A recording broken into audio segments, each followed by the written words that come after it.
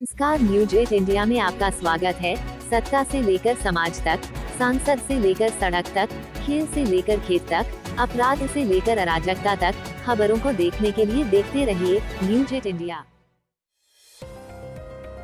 भाजपा प्रदेश दिल्ली कार्यालय में उत्तराखंड राज्य निर्माण आंदोलन के बलिदानियों को नमन करने हुए कार्यक्रम में शामिल उत्तराखंड प्रकोष्ठ दिल्ली प्रदेश सह संयोजक नरेंद्र बेनीवाल, सह संयोजक डॉक्टर विलेंद्र कुमार आर्य और सह संयोजक ज्योति डंगवाल ने प्रदेश के आंदोलनकारियों को श्रद्धांजलि देते हुए प्रधानमंत्री नरेंद्र मोदी और प्रदेश के मुख्यमंत्री पुष्कर सिंह धामी के द्वारा विकसित उत्तराखंड के देखे गए सपने को आंदोलनकारियों के बलिदानों को समर्पित और प्रदेश निर्माण की मूल अवधारणा को समर्पित बताया। इस अवसर पर सैकड़ों की संख्या में उपस्थित व्यक्तियों ने भजन गायन कर उन्हें याद किया। 2 अक्टूबर 1994 को उत्तराखंड राज्य की मांग को लेकर आंदोलनकारी शांतिपूर्ण तरीके से दिल्ली की ओर जा रहे थे, तभी रामपुर तिराहा पर पुलिस द्वारा उन पर गोलीबारी की गई। इस घटना में कई आंदोलनकारियों ने अपने प्राणों की आहुति दी।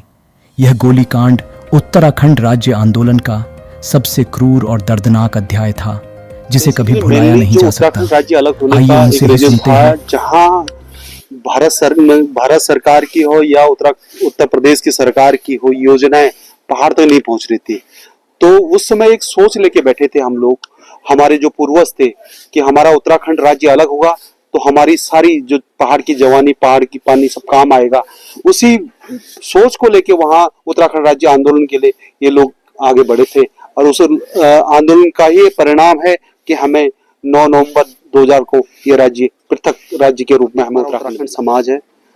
जो 2 अक्टूबर 1994 में जो हमारे आंदोलनकारी एक राज्य की मांग कर रहे थे, कोई बड़ा नहीं, अपने राज्य की मांग कर रहे थे, हमारा राज्य हो, हम वहां पे संपन्न रहें। उस मांग को लेके जब दिल्ली आए तो मुजफ्फरनगर में, चाहे रामपुर में या चाहे खटीमा में, मसूरी में, जितने भी हमारे लोग निहत्थे लोगों के साथ जो वारदात करी, जो उस समय की मुलायम सिंह सरकार थी, उसने सभी माताओं बहनों के साथ बड़ी दरिद्रता करी। उन लोगों को याद में कि हमें देखो, उन लोगों ने अपनी जान देके, अपना प्राण देके, अपने प्राणों के निछावर करके हमें ये राज्य दिया। उनकी लिए हम एक श्रद्धांजलि, एक छोटा सा एक श्रद्धांजलि कार्यक्रम अपना उत्तराखंड प्रकोष्ठ के द्वारा दिल्ली प्रदेश में कर रहे हैं, और विभिन्न जगह ये कार्यक्रम हो रहा है। और दिल्ली नहीं, उत्तराखंड में हर जगह हो रहा है, पूरा देश में हो रहा है। मैं बॉम्बे से बात हुई थी महाराष्ट्र में, वहां पे भी ये कार्यक्रम चल रहा है। लगभग जहां पे उत्तराखंड समाज, एक उनका पीड़ा है कि हमारे लोगों ने इस पृथक राज्य के लिए अपनी जान की निछावर किया, उस पीड़ा को एक बार याद करने के लिए वो लोग सब श्रद्धांजलि सभा में आए। आज हमारे लोग भी 100, 150, 200 की संख्या में यहाँ पे पहुंचे हैं, पूरे बीजेपी विचारधारा के लोग। तो मैं सबका बहुत बहुत धन्यवाद करना चाहता हूँ, और उन लोगों को दिल से दुआ देना चाहता हूँ कि आपके होते हुए आज हमें राज्य मिला, और उस राज्य की में आज उत्तराखंड में आज बीजेपी की सरकार है, और बीजेपी की सरकार के द्वारा काफी योजनाएं उत्तराखंड राज्य को मिल रही है। उसके बहुत तरीके से हमारे उत्तराखंड के वो लोग जो शांति प्रिय हैं और यहाँ अपनी बात रखने जंतर मंतर में आ रहे थे, तो उस दिन उनके साथ जो विभत्सा मुलायम सरकार ने की, वो कभी भूली नहीं जा सकती। शायद हम रहें भी ना, हमारी संतानें भी आगे इस दिन को काले दिन के रूप में मनाएगी। जहां हम कभी 2 अक्टूबर का उत्सव मनाया करते थे, गांधी जयंती का और लाल बहादुर शास्त्री जी की जयंती का, लेकिन आज हम उत्सव नहीं, आज हम काला दिवस मनाते हैं। क्यों?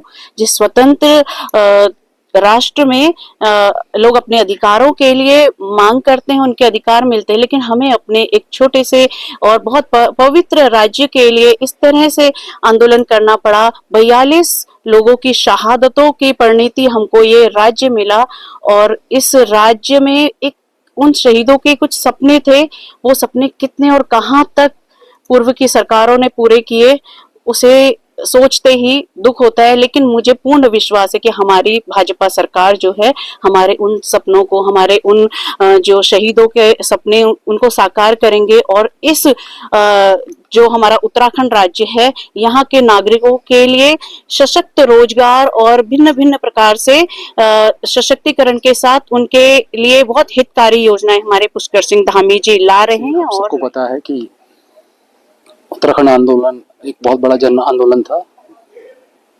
जिसमें कोने कोने से गांव देहात के लोगों ने, उत्तराखंड के लोगों ने उसमें अपना योगदान दिया था। उसी का नतीजा है कि आज 2024 में हम एक स्वतंत्र और उत्तराखंड राष्ट्र में रह रहे हैं। अब आंदोलनकारियों ने निहत्थे होते हुए भी अपना बलिदान दिया, इसको हम कभी भूल नहीं सकते। ये हमारे जो आने वाली जनरेशन है और जो अभी प्रेजेंट की जनरेशन है, उनको इसी माध्यम से पता लगता है कि कैसे हमारे क्रांतिकारियों ने, आंदोलनकारियों ने आगे बढ़ चढ़कर हमारे उत्तराखंड राष्ट्र को, अपना उत्तराखंड राज्य को एक अलग राज्य बनाया। और मैं इस मौके में और इससे ज़्यादा क्या कहूँ कि बस बड़ा थोड़ा दुख होता है मन में जब मैं सभी जो हमारे जो आंदोलनकारियों ने अपने जीवन का दान दिया राज्य को अलग करने में, बस उन्हीं को हम याद करते हैं। और कई बार मन बड़ा खराब हो जाता है जब ये पता लगता है कि किस तरीके से, जब आप एक स्वतंत्र राष्ट्र में रहते हैं तो लोगों की अपनी अलग अलग विचारधारा होती है, हम सभी को पता है। अलग अलग विचारधारा होने का मतलब ये नहीं है कि हम अपने जो देश की इंटीग्रिटी और सोवर्जिनिटी उसके लिए कोई खतरा है। स्वतंत्र राष्ट्र में अपनी विचारधारा के हिसाब से लोग राजनीतिक पार्टियां बनाते हैं। जैसे मैं आपको एक छोटा सा एग्जांपल दूंगा। एक उत्तराखंड आयोग है जो माइग्रेशन का डेटा लेता है।